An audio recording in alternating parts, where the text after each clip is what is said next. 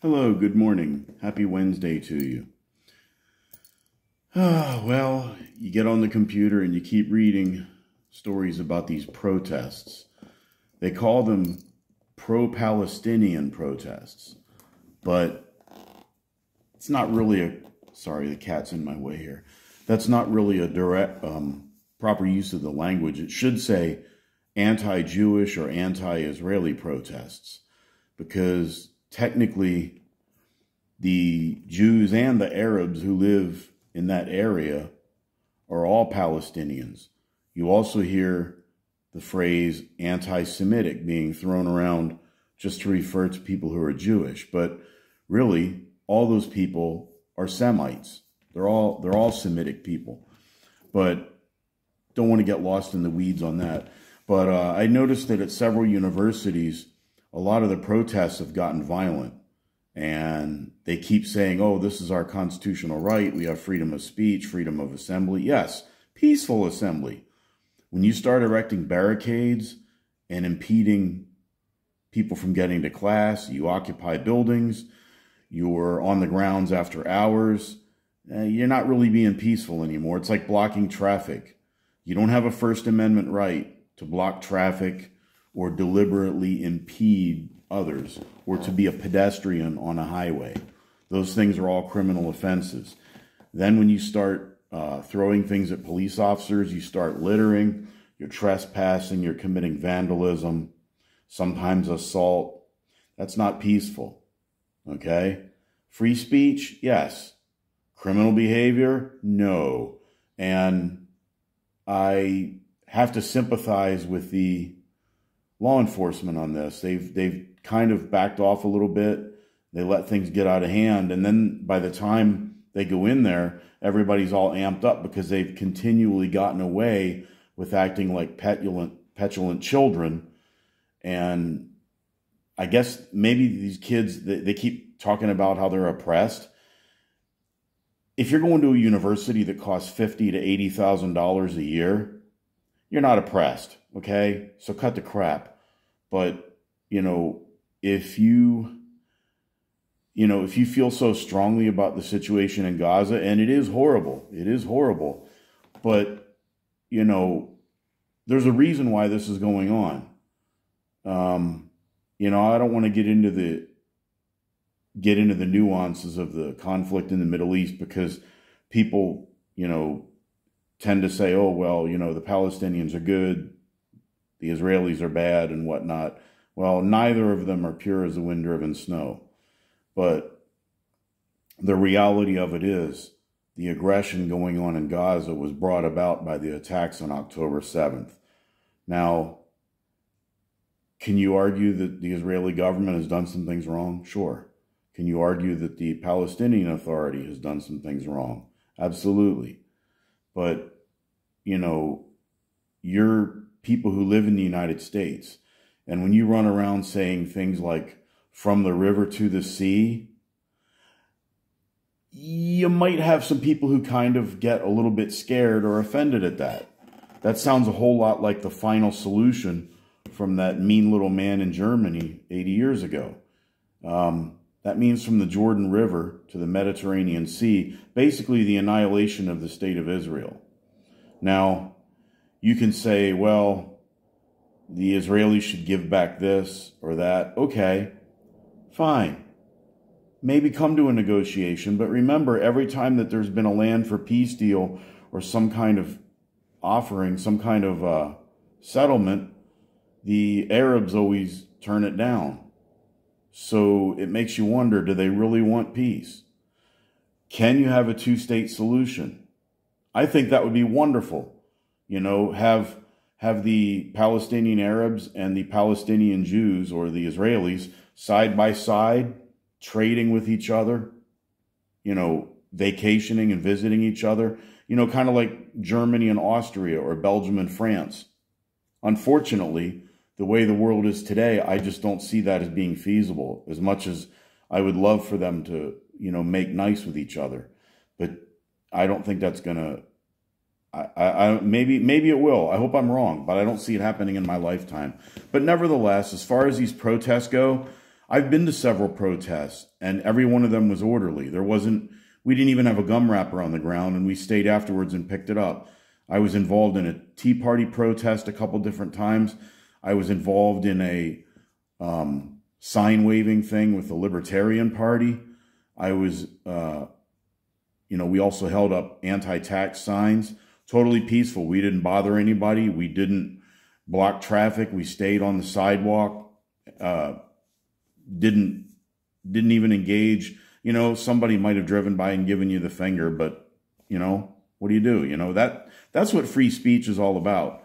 You have the right to your opinion and you have the right to free speech, but you don't have the right to force other people to listen. That's where there's a difference. You don't have the right to trespass, commit vandalism, assault, littering. All that stuff is verboten. No, you can't do that. So my hometown, Richmond, Virginia, they had a protest at VCU. It started off peaceful, but then it got a little bit out of hand, and the police had to go in there and do what they had to do. And it's interesting to listen to the politicians talking about it. They talk about constitutional rights and First Amendment. But then when I was at a protest, more like a rally, in favor of the Second Amendment, a whole bunch of us were armed. There was not a single arrest. Nobody got out of hand. We were thanking the police for being there. It was orderly.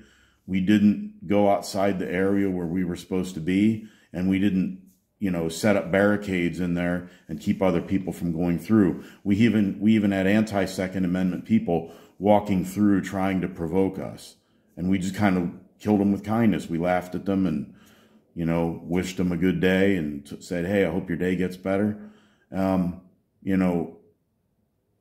you have rights, they're not totally unlimited. I have a Second Amendment right, but I can't go out in the street and start firing off a pistol just for the heck of it. It's kind of like somebody who has a pack of cigarettes and matches. They can carry that with them into a store or a hotel or a library or whatever, but they can't take it out and light it up and smoke it. That's not the best analogy, but that's the closest thing I can think of. But anyway, if people want, if these people doing these protests, the anti-Israel protest, anti-Jewish, whatever you want to call them, pro-Hamas, if they want people to take them seriously, they should learn to be more civil about it. And all they're doing is they're not bringing people over to their cause. They're alienating people. And many of these people are providing fodder for a Donald Trump commercial. All Donald Trump is going to have to do is show footage of these protesters and say, "Hey, do you want 4 more years of this?" Okay? So they're not doing themselves any favor.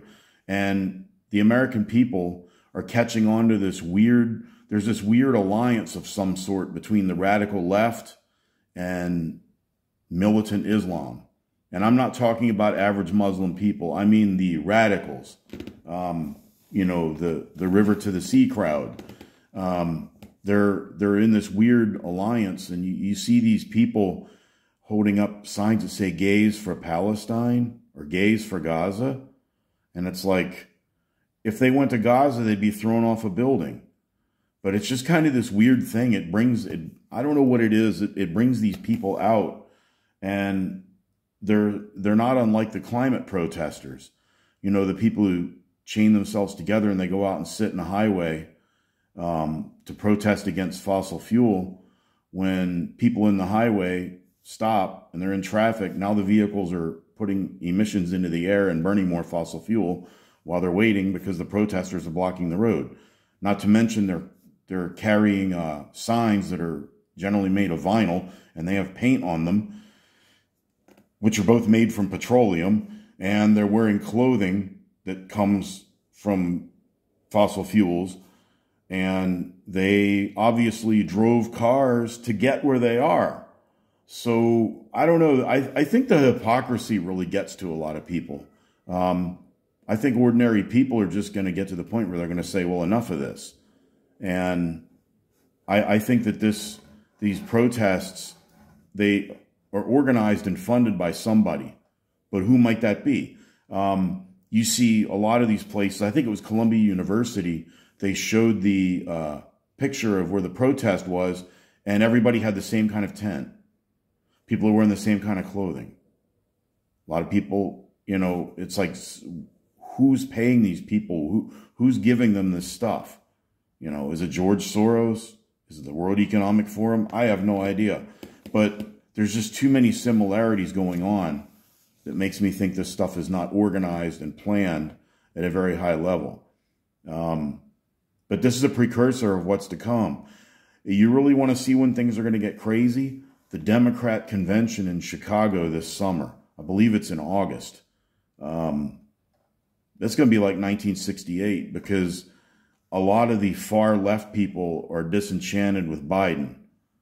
I guess because he's not far left enough for their taste, but they can't stand Trump either. So who knows what's going to happen? But, you know, are they going to really fire things up, and then the powers that be are going to replace the Biden-Harris ticket? I don't know. But, you know, peaceful protest, all for it. But when you cross that line and you're barricading and you're preventing people from getting where they're going, you're trespassing, you're committing vandalism, assault, littering, and you attack law enforcement, it's not going to score you any points. All you're doing is turning more people against you. You're taking people who might be sympathetic to your cause, who might be willing to listen, and you're just turning them against you, or you're making them indifferent. They're going to be like, oh yeah, whatever. They're going to look at you as being a bunch of spoiled little brats. And unfortunately, a lot of these clods, they are that. A lot of these kids are upper middle class. They're very privileged, and a lot of them probably raised with everything they wanted, and they never got told no when they were a child. And now it's reflective in their behavior as young adults. And I don't know, don't know how this is going to stop, but I have one way you could have dispersed the crowd. You could have run in there with about 10 bars of soap and a couple cases of deodorant, and they would have been fleeing like Count Dracula running from holy water. I mean, you look at these people and you're like, man, these guys need a bath. Woof. But, oh well, that's neither here nor there. That's just my thoughts on it. I don't like heavy-handed authoritarian government, but many of these people, if you could sit down and poll them how they vote, many of them vote for authoritarian and totalitarian candidates. A lot of these people are very far left, and they love big government, but they don't like it when the big government is used against them. So, you know, it's kind of like, is it karma? I don't know. Is it be careful what you wish for because you might get it? I don't know. These people would probably inflict a police state on everybody very quickly if they were in charge of it. But some of them, you know, they'll say they're anarchists. They're not anarchists. They're just disgruntled leftists. An anarchist hates government. A lot of these leftists, they don't hate government. They love government. They just hate it that they're not in control of it. But I do find this weird alliance. I can't figure it out of some of the people on the far left, the neo-Marxists, the socialists, whatever they call themselves, the progressives, and lining up with, you know, radical Islamists, which doesn't make sense.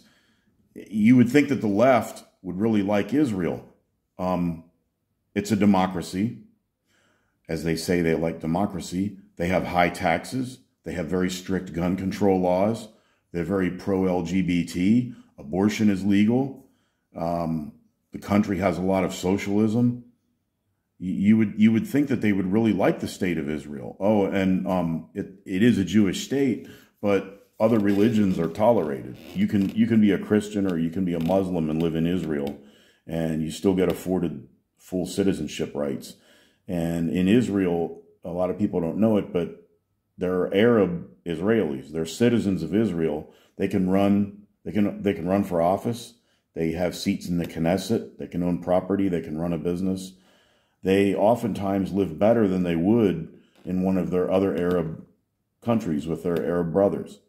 And as far as the Palestinians are concerned, the Palestinian Arabs, I should say, isn't it interesting that the Egyptians don't want the people from Gaza coming in there? The Syrians don't want them, and the Jordanians don't want them. But yet, they're brothers. They're all Arabs. They're ethnically very similar. You know, why is that? From the Western mind, it's hard to wrap your head around it. But I don't know. That's just my rambling on this Wednesday morning about the situation. Like I said, peaceful protest is wonderful. I've been to several of them. Even when I was in college, we protested. I think we were protesting budget cuts from the state system of higher education back in the 1980s. There was a little kerfluffle between them and the Association of Pennsylvania State College and University Faculty or something. There was a kerfluffle between the professors union and the college. It was something to do with them demanding a raise, and they were doing it after the drop date so that students couldn't drop out. And there was a little protest about that, but it was still totally peaceful. People yelled a little bit, but nobody got violent. There might have been 2 cops there just standing and watching. But it was a different time 40 years ago than it is now. But that's enough. That's all I'm going to say. You know, if you think I'm way off base or something, leave a comment. That's fine. I can take it. I'm not saying I know everything about this. I'm just throwing out the way it appears from my viewpoint. And, you know, before long, I'll be back in the United States, and I'll be back in the midst of all the crazies. Sometimes I think the people in Canada, they feel as if they rented an apartment upstairs from a meth lab or something. But anyway, have a good day, everybody.